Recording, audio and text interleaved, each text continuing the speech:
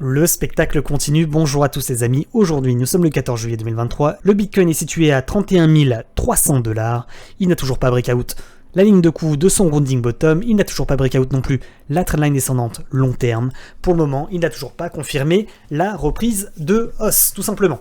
Le scénario également dont on a parlé, un énorme piège se prépare-t-il sur le Bitcoin avec deux gros scénarios, cassure de trend baissière, énorme rallye pour aller chercher les 40 000 $, ou rejet, on retombe, ce scénario n'est pas non plus invalidé. Le risque est donc par conséquent toujours présent de faire un rejet pour mieux retomber soit en bas de biseau, soit en allant chercher la ligne de coup du double top. Donc aujourd'hui, j'ai différentes infos à vous partager. Comme d'habitude, n'oubliez pas de liker la vidéo, de vous abonner et de mettre également un petit commentaire pour le référencement, ça fait extrêmement plaisir, ainsi que de nous rejoindre sur les différents réseaux. N'hésitez pas également à visionner les vidéos formations que vous pouvez retrouver directement dans la description de la vidéo. Point d'étape, en vue hebdomadaire dans un premier temps, la ligne de coup de ce rounding bottom n'a pas été breakout. La trendline descendante long terme que l'on suit depuis 3 ans n'a pas non plus été breakout. Le Bitcoin pour le moment n'a donc toujours pas pris de décision concernant la hausse ou la baisse. Il est toujours en train de consolider finalement dans un range entre 29 800 $ et les 31 500 $. Pour ce qui est de la vue journalière, on a un peu plus d'infos. Premièrement, on commence à former ce qui pourrait s'apparenter à un biseau. Je vais vous montrer ça. Tac, vous allez sur Discord, vous allez dans les fiches de trading fiches, je vous rappelle, c'est un accès libre et gratuit sur Discord, vous ouvrez la dernière fiche de trading, et vous retrouvez effectivement le biseau d'élargissement ascendant, à angle droit. Mouvement entrant haussier, le Bitcoin s'amuse entre un support horizontal et une résistance ascendante. Quand il casse par le haut ce niveau, c'est un signal d'achat pour poursuivre la hausse. Si par contre il se fait rejeter sur résistance, c'est un signal de vente pour aller chercher le bas de biseau, voire même le casser, et aller chercher un objectif de cours en dessous du niveau de support. Donc effectivement, cette figure, on la retrouve aujourd'hui, et je vous la partage avant de partir en vacances. Donc vous voyez, support horizontal, résistance ascendante. Si on se fait rejeter, objectif, avec potentiellement une cassure par le bas. Si on cassure pullback, on pourrait aller chercher à nouveau plus haut, ça serait finalement une figure de continuation, de consolidation pour mieux breakout, la trendline descendante long terme. Je vous rappelle également bien entendu que c'est la dernière vidéo YouTube que je réalise avant de partir en vacances, et pendant mes vacances je vous donnerai bien entendu des informations en temps réel et des petits sondages en temps réel sur Telegram, donc n'hésitez pas à nous rejoindre, vous avez également le lien en description.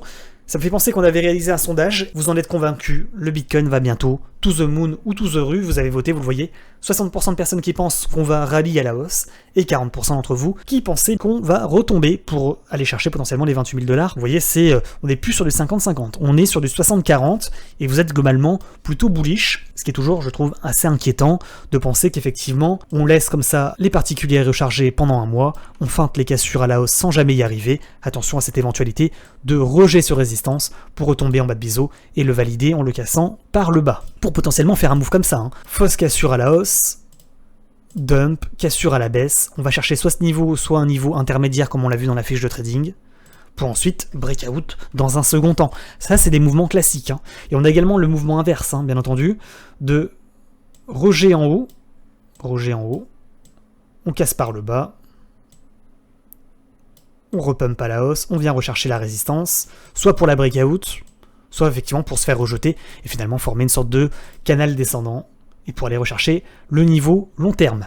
Ça c'est également effectivement des mouvements de cours qui seraient prévisibles et assez probables en réalité. Donc attention à pas se restreindre à dire on casse par le haut, cassure pullback, c'est bull, cassure pullback, on réintègre, c'est bear, rejet, c'est bear. C'est pas aussi simple que ça, bien entendu. Ça pourrait faire des feintes comme ça, on rebond ici, tac, on va rechercher la structure, le haut de la trendline descendante pour mieux se faire rejeter, ou retomber ici pour aller siphonner la liquidité, casser la structure, et retenter à la hausse ensuite. C'est des mouvements comme ça qui se préparent, à mon avis, sur le Bitcoin. Après, effectivement, si breakout directement le niveau des 32 200 $, c'est-à-dire le haut de la structure, tant mieux pour nous, évidemment. Voilà pour ce qui est du Bitcoin, j'espère avoir été complet. Maintenant, pour ce qui est du Nasdaq, du dollar et de tout le reste, où en est-on?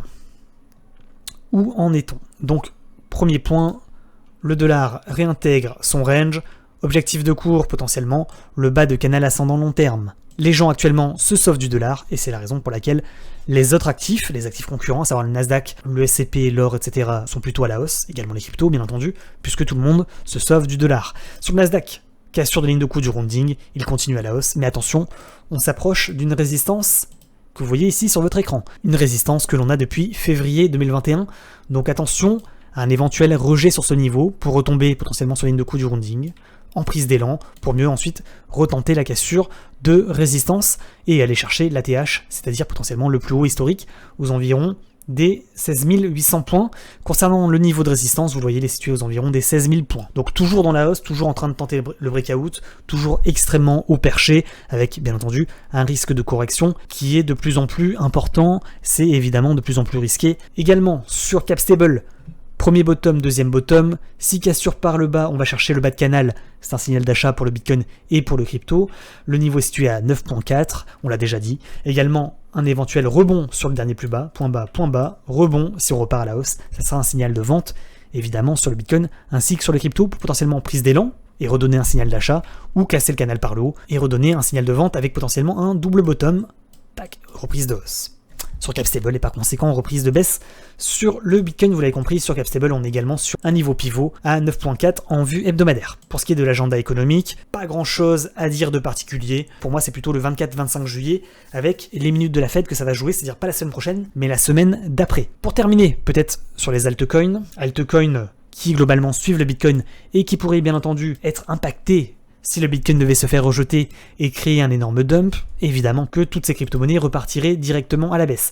Ethereum qui casse son niveau à 1940$, c'est un niveau qu'il ne faudrait pas réintégrer, vous l'avez compris. BNB qui essaie de faire une Bart Simpson inversée, le XRP qui a breakout son niveau, explosion à la hausse, il prend 100% en une journée. Dog, réintégration double bottom, Attaque Cardano double bottom, cassure de ligne de coup, petit pump, le Matic cassure de trendline baissière, il repump, il vient rechercher le support qui sert maintenant de résistance, le DOT, rien à signaler de particulier, le TRX toujours dans son canal ascendant, le SHIB qui essaie de réintégrer son triangle descendant par le haut avec un premier bottom, deuxième bottom, réintégration, objectif bullish à 0,98 environ. Le niveau à ne pas réintégrer est situé aux environs des 79. LTC, toujours sous résistance d'un range en vue hebdomadaire. Le NIR Protocol, également un premier bottom, deuxième bottom, ligne de coup à 1.64. Objectif théorique à 1.87 CHZ. Premier bottom, deuxième bottom, il réintègre son support descendant. XMR, rejet en haut de range en vue hebdomadaire, il consolide en vue journée, cours extrêmement explosif avec un support à ne pas casser à 161$ et un niveau de breakout à 169.5 environ. Concernant le reste des altcoins, le sol, premier bottom, deuxième bottom, cassure de ligne de coup. APE, rebond sur support long terme depuis juin 2022, premier bottom, deuxième bottom, ligne de coup à 2.54. Beau petit rebond quand même sur APE, on en avait parlé également de cette figure sur Twitch. CRV, rebond sur support, il casse ses résistances. Le Link, il va rechercher le milieu de range, potentiellement le haut de range à 8$ environ, s'il se fait pas rejeter par le Bitcoin. Le Atom, cassure de résistance descendante, premier bottom, deuxième bottom. EGLD, cassure de résistance descendante, haut de canal à 43$ environ. Le VeChain, il est déjà en haut de canal avec un premier bottom, deuxième bottom. Ligne de coup d'une épaule, tête, épaule inversée à 0.0205. Premier bottom, épaule, tête, épaule inversée. Objectif de cours, potentiellement sur VeChain, plutôt intéressant avec une ligne de coup à 0,0210 environ. XLM, cassure de résistance e-pump, BCH pareil, AVAX, cassure de résistance descendante long terme, plutôt intéressant pour le moment, en plus il réintègre son range. Gala, support descendant, premier bottom, deuxième bottom, niveau de réintégration, plutôt intéressant également, Gala, niveau de réintégration à 0,0273, plutôt intéressant je trouve, quand même, il n'est pas encore parti le Gala. KP3R, support descendant, réintégration du support, plutôt intéressant également. Et enfin le Zcash, résistance descendante, premier bottom, deuxième bottom, ligne de coup à 34$. Bien entendu que l'ensemble de ces altcoins seront impactés, bien entendu, par le Bitcoin. Si breakout à la hausse, tout continuera globalement à la hausse. Par contre, s'il se fait rejeter en haut de structure, le Bitcoin, et qui redump en bas de structure, les amis, c'est tout pour moi. J'espère que vous avez apprécié cette petite vidéo YouTube.